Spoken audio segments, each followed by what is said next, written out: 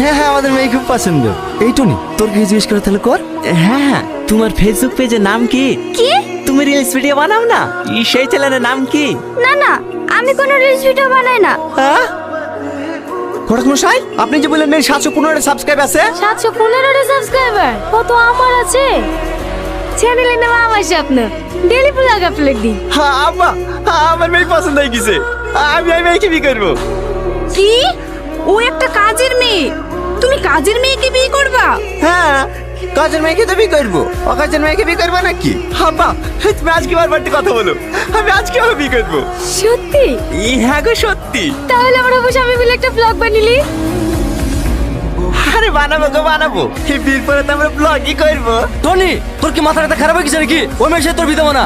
আব্বা, তুমি বুঝতে পারছো না, 715 সাবস্ক্রাইব হয়ে গেছে আর মাত্র 285টা বাকি। তাহলে বাড়িটা